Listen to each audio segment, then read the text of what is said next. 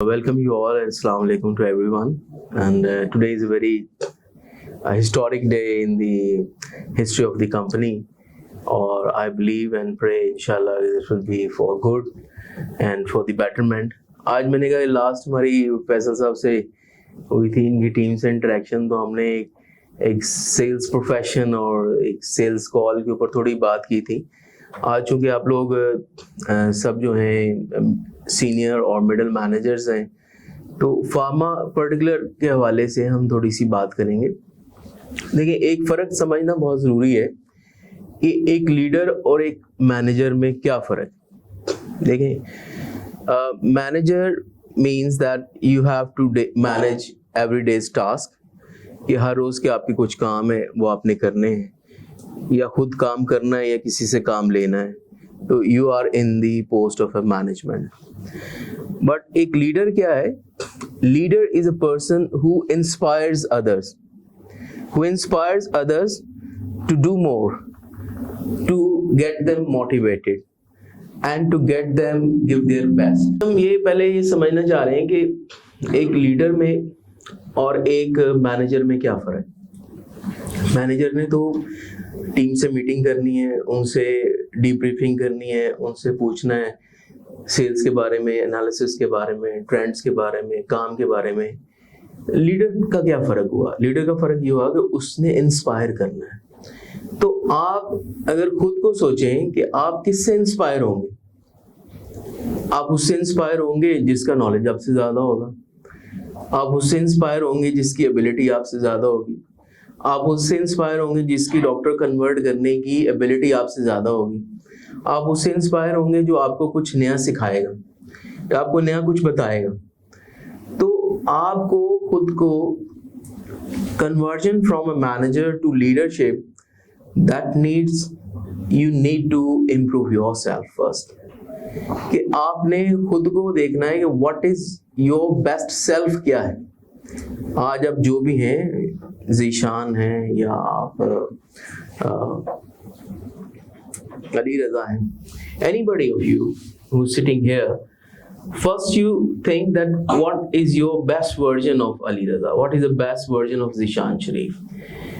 If you are that person or not, if not, then you have to think that what takes you there. अगर हम बात करें जो pharmaceutical हमारी जो इंडस्ट्री है, इसके अंदर जो एक सेल्स मैनेजर का रोल है, तो सबसे बड़ा जो एटीट्यूड है वो आपका कोलैबोरेटिव एटीट्यूड है. Collaborative attitude and your agility, I mean कितना इजीली और कितना स्मूथली आप मूव कर सकते हैं और लोगों से, अपनी टीम से, टीम आपकी दो हैं, एक आपकी जूनियर्स हैं, एक आपके सीनियर है. तो when you have the ability to develop a relation with your team and with your seniors, because you are a bridge.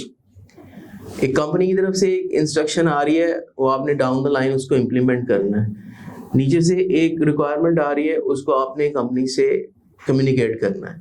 How smoothly that process is going, that is your first responsibility. अभी आप किसी से पूछें, यार एक cell manager का क्या काम करता है? सेल करना है, और क्या है भाई? सेल ही तो करनी है हमने. यू प्राइमरीली, नो डाउट कि सब लोग जो सेल्स मार्केटिंग के फील्ड के अंदर है, उनका अल्टीमेट ऑब्जेक्टिव सेल्स ही है. लेकिन जो आपका प्राइमरी यूनिट है वो आपका मेडिकल रिप्रेजेंटेटिव है. तो आपने सेल करनी है और करानी है. यानी आपकी स्ट्रेंथ क्या है? आपकी टीम है. तो अगर आपकी टीम के साथ आपकी ब्रिजिंग नहीं है, आपकी टीम के साथ आपकी रिलेशनशिप नहीं है, या आपका ट्रस्ट नहीं है, जैसे भी आपने बात की कि आपका ट्रस्ट जो है मैनेजमेंट के साथ क्या है, तो that is an excellent example of a better performance. First thing that your agility and your ability to develop a relationship, और वही रिलेशनशिप आप अपने कस्टमर से भी बनाएंगे, अपनी टीम से भी बनाएंगे, so that they get inspired from you and they do more and give their best. दूसरा जो बहुत बड़ा जो स्किल आपको चाहिए, that is the communication. कि आपको हेड ऑफिस से क्या कम्युनिकेट हुआ है, आपने डाउन द लाइन क्या कम्युनिकेट कैसे करना है, आपको टीम से क्या कम्युनिकेट हुआ है, आपने ऊपर उसको कैसे कम्युनिकेट करना है, that is your second responsibility. देखिए, अगर आप अपने रोल को समझेंगे, आप एक कोच हैं और कोच का काम क्या है, अपनी टीम को सिखाना। यानी फर्स्ट लेवल क्या है कि आप करके दिखाएंगे, सेकंड लेवल क्या है कि उसको करता हुआ देखेंगे, थर्ड लेवल क्या है कि करता हुआ देखे को इम्प्रूव करेंगे, और फाइनली फिर सिर्फ आपका रोल ये रहेगा कि जहां पे कोई प्रॉब्लम हर्डल आई वहां उसको आप गाइड करेंगे। इसको हम कहते हैं कि D1, D2, D3 ये डेवलपमेंट का 4 मॉडल पे आप लेकर आ गए अपनी टीम को। तो अगर आपकी टीम की डेवलपमेंट की एबिलिटी आपके अंदर नहीं है, as a coach, as a mentor, as a senior, तो you not be able to get the maximum out of your team. दूसरा देखेंगे, जो टीम के अंदर जो understanding of a sale process नहीं होता इतना, जो नए लोग ज्वाइन करते हैं उनको नहीं पता होता कि हमारा जो सेल्स कैलकुलेशन है, सेल्स ट्रेंडिंग है, वो कैसी है। और सबसे बड़ा जो एक कमी मैनेजर्स के अंदर पाई जाती है वो क्या है कि the lack in data and data management. आप किसी से पूछेंगे यार तुम्हारा अपना लास्ट ईयर का रिकॉर्डिंग, वो उसको पैनिक हो जाएगा, वो अपने रिप्रेजेंटेटिव से पूछेगा, वो कहेगा ये है, ये वो फॉर्मेट में नहीं होगा। जब फॉर्मेट में नहीं होगा, आप मीटिंग में आएंगे तो यहाँ पे क्या होगा, यू नो वेरी वेल। आपके पास आपका मुकम्मल डाटा हर टाइम होना चाहिए और प्रेजेंटेबल फॉर्म में होना चाहिए। दूसरी चीज जो बड़ा गैप आता है मैं देखता हूँ वो ये होता है कि जी हमने उसको क्या दिया था, भी क्या कैसे दिया था, सर मैंने फोन किया था, उनको बता दिया। नेक्स्ट आपने क्या किया, क्या आपने उसको ऑफिशियल एक ईमेल किया? Communication is the biggest hurdle in the development of a manager. You're not able to comprehend your data. You're not able to communicate properly. You're not able to manage your team properly. अगली चीज क्या है, देखिए आप अपनी territory के CEO हैं। जैसे एक CEO अगर लाहौर में बैठा है, उसने पूरी कंपनी को मैनेज करना है, उसने देखना है कि प्रोडक्शन में क्या हो रहा है, उसने देखना है कि मार्केटिंग में क्या हो रहा है, डेवलपमेंट में क्या हो रहा है, एक्सपोर्ट में क्या हो रहा है, फाइनेंस में क्या हो रहा है। Similarly you are the CEO of your territory. अगर CEO एक टेरिटरी का है तो उसका काम, पहला काम तो ये है कि वो सेल प्रोसेस को ऑर्गेनाइज करे और अपने टारगेट्स अचीव करे। दूसरा काम क्या है कि अगर एक बंदा आपका टीम से निकल गया, आपके अंदर कितनी एबिलिटी है दोबारा उस बंदे को इंडक्ट करने की, कितनी जल्दी आप उस प्रोसेस को कंप्लीट करते हैं, कितनी जल्दी आप हायरिंग के प्रोसेस को कंप्लीट करते हैं, और कितनी जल्दी आप उसको ट्रेन करके उसको रिप्लेस करते हैं। This is the second biggest mistake कि सम टाइम अगर एक टेरिटरी वेकेंट होगी, आपको उसका नॉलेज नहीं है।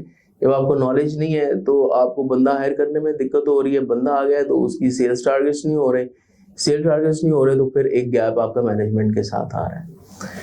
आपके तमाम एरियाज के जो मेजर कस्टमर्स हैं उनके साथ आपका डायरेक्ट रिलेशन होना चाहिए कि अगर कोई लड़का चला गया है तो आपको उस गैप को फिल करने में आसानी है। आप जाएं और फौरी जाके उसको मिल लें उन तमाम लोगों को जो वहाँ पे की ओपिनियन लीडर्स हैं, और आपकी जो इंडक्शन एबिलिटी है that should be very quick to replace that. क्योंकि आपकी परफॉर्मेंस वैल्यूएशन किससे हो रही है कि आपने टीम को किस तरह मैनेज किया हुआ है। अगर कोई बंदा रिप्लेस हो रहा है उसको कितनी जल्दी आप इंडक्ट करें, कितनी जल्दी आप ट्रेन करें। तो ट्रेनिंग के लिए क्या चाहिए, आपका अपना नॉलेज चाहिए। जब आपका नॉलेज अपना ही उस लेवल का नहीं है तो आप अपनी टीम को कैसे ट्रेन कर पाएंगे।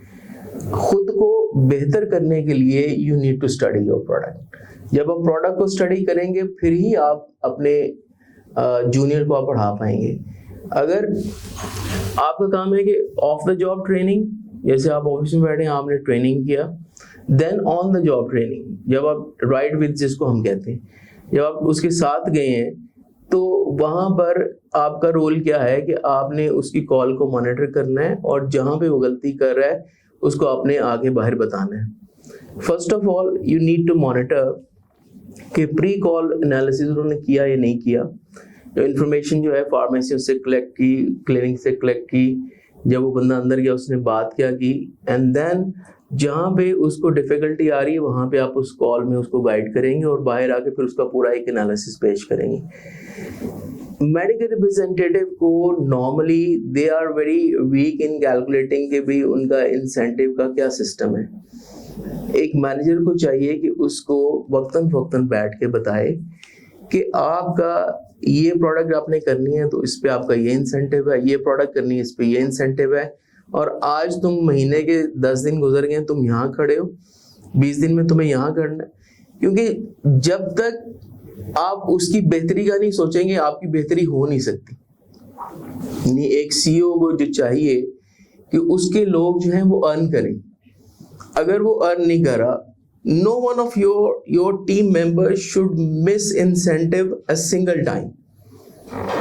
सिंगल टाइम भी आपका कोई लड़का ऐसा नहीं होना चाहिए जो कि अपना इंसेंटिव को मिस करे, और उसके लिए आप गाइड करें। अगर उसका एक प्रोडक्ट वीक है उस प्रोडक्ट पे काम करें, अगर उसका कोई एरिया वीक है उस एरिया में उसके साथ जाके काम करें, अगर उसका कोई रीजन वीक है वहां जाके प्रेजेंटेशन कराएं, उसके साथ राइट विद करें, खुद जाके कॉल करें, उस डॉक्टर को देखें कि वहां पे क्या इश्यू चल रहा है, कोई कमिटमेंट की थी वो पूरी नहीं की, विजिट कम हो रहे।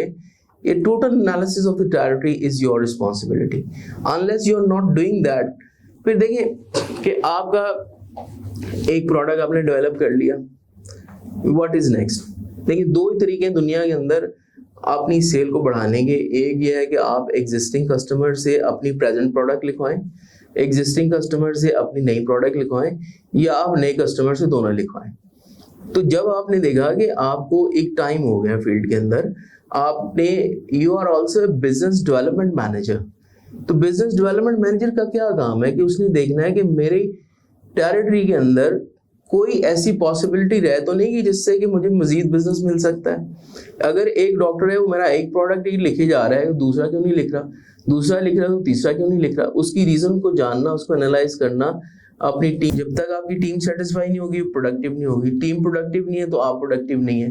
आपके अंदर एबिलिटी नहीं है कि फौरी तौर पे अगर बंदा चला जाता है, छोड़ जाता है, उसकी जगह कितनी देर में आप बंदे को अपॉइंट करते हैं, कितनी देर में उसको ट्रेन करते हैं और अपनी सेल को वहां डिस्टर्ब नहीं होने देते। This is one of your another ability. आपका कंप्यूटर स्किल खुद को इम्प्रूव करना है और हर वक्त अपने डाटा को एनालाइज करके उसको रेडी रखना है। And your willingness to take the new challenges given by the company। कोई आपकी तरफ कोई सर्वे आ गया है, कोई पॉलिसी आ गई है, एक प्रोडक्ट मैनेजर ने आपसे कहा कि ये हमने एक कैंपेन रन करनी है, how seriously you take that. If you don't take that seriously, the company is also not taking you very seriously. So your ability to implement what's coming from the company in a true sense, and your ability to communicate what the issues from the your supporting team, this can bring an ideal team जो कि आगे बढ़ के आपको आगे बढ़ने में मदद कर सकती है। Thank you very much.